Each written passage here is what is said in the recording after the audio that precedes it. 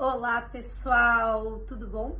Sejam bem-vindos a mais um episódio da minissérie Temas e Tabus Polêmicos. Para quem não me conhece, meu nome é Luísa Maciel, sou uma das idealizadoras aqui do portal e vamos conversar hoje sobre o terapeuta pode ou não compartilhar os seus problemas familiares com o paciente? Vixe, e agora? Até agora a gente vem falando sobre vários temas polêmicos sobre compartilhamento de informações do terapeuta para com o paciente. E essa é uma polêmica que eu gosto muito de conversar, porque eu acho que além dela ser uma polêmica válida de reflexão, eu acho que dependendo da abordagem teórica, isso vai ser mais ou menos aceito. Então também acho que tem uma questão de teoria envolvida. Vamos lá! Como você sabe, a dinâmica desse encontro, desse vídeo, vai ser sempre a mesma coisa. Primeiro eu vou trazer algumas reflexões e no final eu dou a minha opinião sobre isso. Bom, primeiro, reflexões que acho que são importantes ser dito. Por que você quer compartilhar uma informação sobre a sua família? E mais ainda, por que você quer compartilhar um problema da sua família? 2.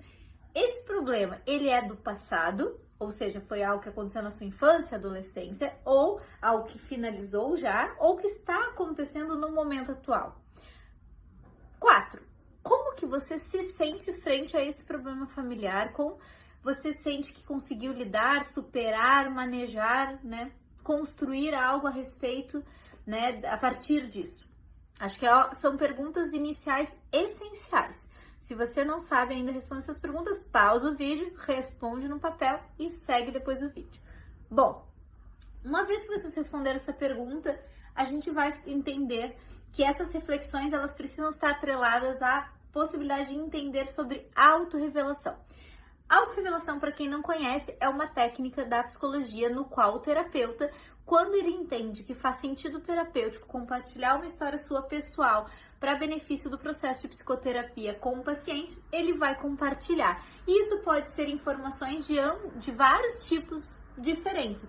Desde compartilhar coisas muito pequenas, tipo eu já me senti assim, eu já estive triste também, sei como tu te sente, até coisas mais complexas como minha mãe, meu pai, meu tio tem um diagnóstico psiquiátrico, alguém na minha família já passou por uma situação muito complicada, eu já sofri um aborto, por exemplo. Enfim, tô fazendo conjecturas, né, de possibilidades que a gente poderia falar de intervenção se assim fosse o caso, né, ou a possibilidade real. Bom, ou seja, a gente pode falar desde coisas muito simples a coisas mais complexas. E dentro do processo de autorrevelação existem alguns critérios que a gente precisa utilizar para compreender se eu devo ou não falar sobre isso. O primeiro ponto é, como o próprio nome já diz, eu vou me autorrevelar, então precisa ser uma informação fidedigna, precisa ser uma informação relevante para o tratamento, ou seja, tem que ter coerência com aquilo que está sendo dito pelo paciente. E precisa ter um sentido, ou seja, eu não vou compartilhar só porque eu também vivi uma coisa assim. Eu vou compartilhar porque de alguma maneira existe algo naquela fala do paciente que ele se sente diferente, que ele se sente único no mundo a viver isso, que ele acredita que só ele sente daquela forma, enfim. Tem que ter uma relevância onde eu compartilhar com aquele paciente traga um senso de humanidade compartilhada, que é isso um dos principais objetivos da questão da autorrevelação, né? Senso de humanidade compartilhada, ou modelação, modelagem, enfim, né? Tem que ter um critério. Dentro dessa perspectiva, quando a gente está trabalhando em terapia do esquema, quem trabalha em terapia do esquema sabe, mas a terapia cognitivo-comportamental também sabe, que falar de família é sempre como a gente, né, assim, é sempre batata, vai falar de família. E nós, muitas vezes, precisamos falar de coisas muito difíceis para o nosso paciente a respeito das famílias. Inclusive, a gente pode ter que desconstruir muitas ideias errôneas que aquele paciente possui da sua própria família, né? Tirar a idealização. Isso é uma coisa muito dura e muito difícil. E, às vezes, a autorrevelação ela pode fazer um sentido importante nesse cenário, uma vez que eu compartilho com o meu paciente problemas que também existem na minha família e que eu também precisei administrar, né, desconstruir, tirar essa idealização sobre algumas pessoas para que eu pudesse enxergar minha família como ela realmente é, ou como ela realmente se colocava. E nesse sentido, já colocando um pouquinho a minha opinião, eu acho que sim, é válido que nós possamos falar sobre os nossos problemas familiares quando a gente vê sentido, né? Quando tem uma função na autorrevelação estratégica e quando a gente acredita que aquela experiência nos trouxe uma sabedoria que nós queremos compartilhar com o nosso paciente. Uma coisa que eu acho importante é que eu não acho muito bacana quando a gente está vivendo aquela situação e nós estamos muito emaranhados ou mal resolvidos com aquele cenário. Eu acho que daí tem uma possibilidade bem grande de eu estar falando aquilo por outras razões que não técnicas e terapêuticas.